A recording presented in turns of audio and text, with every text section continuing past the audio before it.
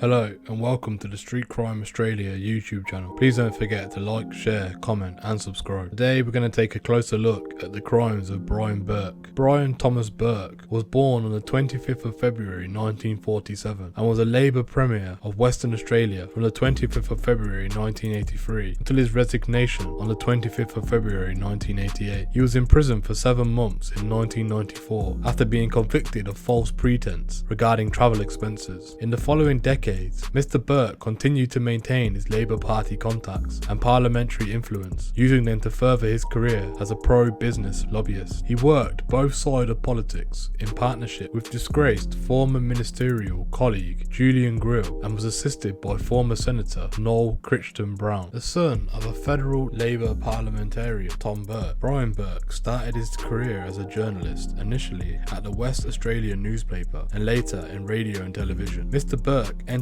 the Legislative Assembly at the 1973 Balcatta by-election, which he won by only 30 votes on the two-party preferred count. He would hold his seat, renamed Balga, in 1974, Balcatta again in 1977, and Balga again in 1983, until his retirement from politics in 1988. Elder brother Terry held the seat of Perth from 1968 to 1987 and acted as a paid collector of the campaign donation during the WA-INC period. In 1981, Brian Burke defeated Ron Davis to become the opposition leader. At the 19th of February 1983 state election, he became the state's 23rd premier and its third youngest after John Scadden and Newton Moore, ending almost 9 years of Conservative coalition government, which had condemned under Sir Charles Count from 1974 to 1982 and was completed by Ray O'Connor in 1982 to 1983. The Burke government abolished capital punishment in Western Australia in 1984 and reopened the Fremantle Railway. It also enacted important electoral reforms in 1987, including multi-member electorates in the Legislative Council and a method of proportional representation weighted to give extra representation to rural constituents, but ending excessive and unfair rural weighing, which had been in effect for many years. 4-year maximum terms were established for the Legislative Assembly and fixed 4-year terms for Legislative Council. His premiership was characterised by very close associations with businessmen such as Laurie Connell and Alan Bond, and arranging joint government and business. As a result of the 1987 stock market crash, major corporate collapses that included that of Miss Connell's merchant bank Rothwell's unwound some of these deals, which in turn caused major losses to the state. The corporate deals and the attempted government-sponsored rescue Rothwell under subsequent Premier Peter Dowding were widely styled in the media and civil society as WA-INC. Mr. Burke resigned as Premier and as a member of Balga for the 25th of February 1988, on the 5th anniversary of his becoming Premier and his own 41st birthday. A panicked public gallery attended his resignation speech, and both he and the Deputy, Mal Bryce, who resigned on the same day, were given a rare standing ovation in the House. Mr. Burke was able to play the part of kingmaker, convincing party colleagues to support the ticket of Dowding and David Parker for the leadership. Mr. Burke then accepted an appointment as Australia's ambassador to Ireland and the Holy See. As a result of allegations of improper conduct by Mr. Burke during his time as Premier, the WA-INC Royal Commission was established in 1991. This led to Mr. Burke being charged with various offences, for which he was sentenced to 2 years in prison. He served 7 months in jail in 1994 for travel expense rorts before being released on parole. In March 1997, he was sentenced to 3 years in jail for stealing $122,585 in campaign donation. He served 6 months before convictions were quashed on appeal. In 1995, he was stripped of his 1988 honour as a Companion of the Order of Australia. Mr. Burke became an active consultant and lobbyist for Western Australian businessmen for Western Australian business interests. He continued involvement in state Labour branch politics and was the subject of controversy since before Labour returned to power in 2001. As Premier, Jeff Gallop banned cabinet ministers from contact with Mr. Burke, but this was lifted by his successor Alan Carpenter when he took office in February 2006. On the 9th of November 2006, Mr. Burke resigned from the Labour Party after public criticism from Mr. Carpenter, in due part to evidence provided by the Corruption and Crime Commission, the CCC. Norm Marlborough, the Minister for Small Business and the South West in the Carpenter Ministry, was forced to resign from the ministry and from the Parliament on the 10th of November 2006 after the Corruption and Crime Commissioner revealed he had kept a secret mobile phone to stay in touch with Mr. Burke. This triggered a by-election for Marlborough's seat of Peel, although Labour retained the seat. Mr. Burke subsequently stood trial for 5 charges of telling lies to the CCC inquiry, and on the 1st of April 2010 was found guilty of deliberately giving false testimony and fined $25,000. An attempted appeal to the High Court against the conviction failed. Soon after, Mr. Burke was found not guilty of a separate charge of disclosing official secret. On the 19th of June 2013, Mr. Burke was charged with 4 counts of insider trading relating to the ASX-listed telecommunications company AMCOM, all of which were dropped. Thank you for joining us today. What are your opinions on the crimes committed by Mr. Burke? Do you think a prison sentence of 7 months for travel expenses was too harsh or not harsh enough? Please let us know what you think in the comments below. Thank you for joining us today. If you enjoyed this content, please don't forget to like and share, and if you're new to the channel and you want to see more Street Crime Australia content, don't forget to hit that subscribe button and press the bell so you can join us on the next video. Thank you for joining us, and until next time, stay safe.